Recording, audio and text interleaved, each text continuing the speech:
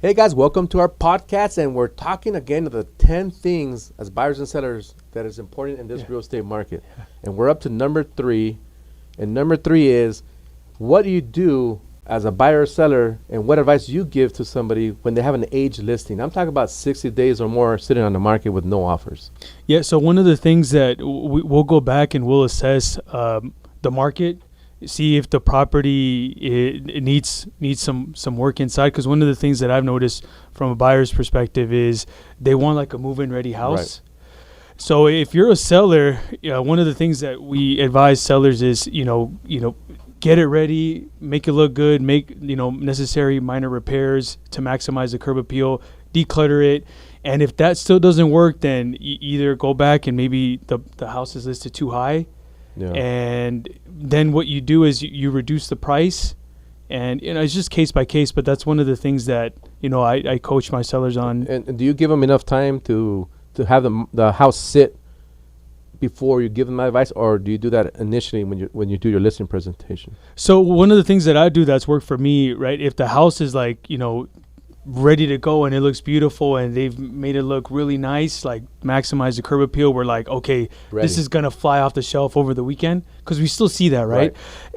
Then at that point, what I'll do is I'll price it underneath the market value, because what that's going to do is that's going to draw more attention. Multiple offers. Yeah, exactly. Because I've seen that when I represent a buyer. So, and on the selling side too, where if we do all that and we know that it's going to go for more, then we will list it X amount of dollars under what we know it's going to go for. Right. And that helps. And so most of the time it's condition that doesn't necessarily sell the home and being overpriced.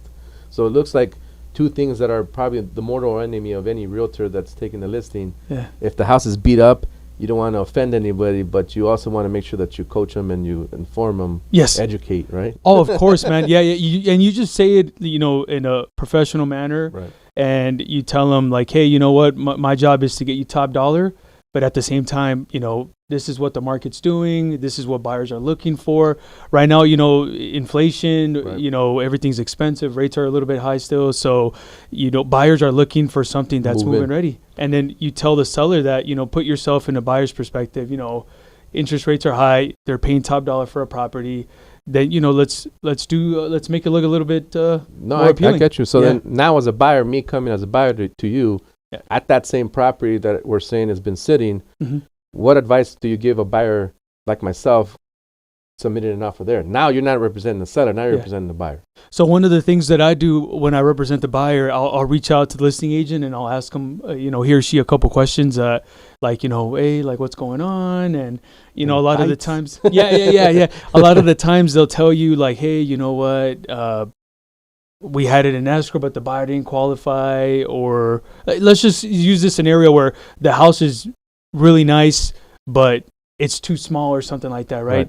Then at that point, the agent will communicate something with you, and then you can kind of take that with you, and then you can kind of run and come up with an offer where it's going to be under what they're asking for. Right.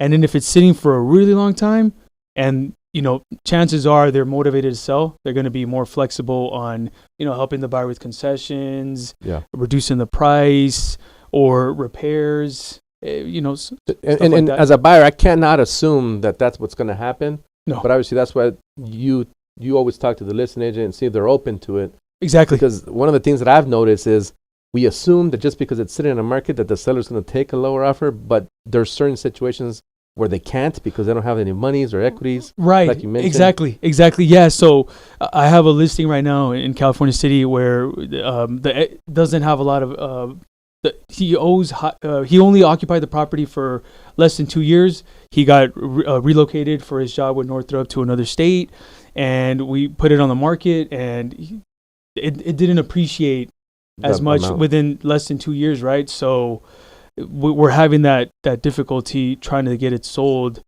because there's no equity there. Yeah. And his goal is to break even. So I told him, like, I tell the buyers the buyers agents that submit offers, like, hey, we'll give you a credit for X amount, you can use it for the flooring because it needs a little bit of work. The floor needs to be redone and the carpet needs to go. And we just tell agents like, hey, you know what, we'll give you a credit, just to try to make it work. But in order for it to work, you have to sell it for a certain amount. Right. That way he can at least break even. Yeah. So it's case by case. And to be honest with you guys, like again, every case is a little different. Yeah. I've had buyers say, well, that house has been sitting for 100 days. It should take a lower offer just because I say so. It doesn't work that way. Like, we have to do some research. Yeah. We have to get information from both sides. And obviously, everybody has to play ball with each other and make things work. So this is the market we're in, right? Yeah. Yes. So aged listings, if you're a seller, just like Chris said, be open to either a reduction and concessions.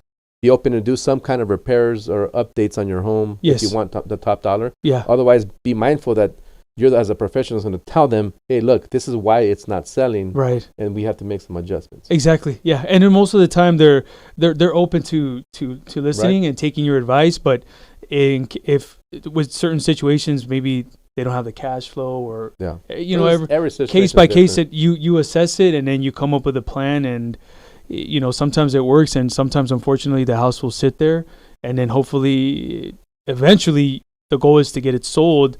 But if not, then you go back, and something else that you could do is try to rent it out. Yeah. Or right now, something that, get creative. You could, a lot of investors are trying to assume the loans. Yeah, take over. So they take over so they could take advantage of that low interest rate. Depending on when it was purchased too, right? So there's options. Yep.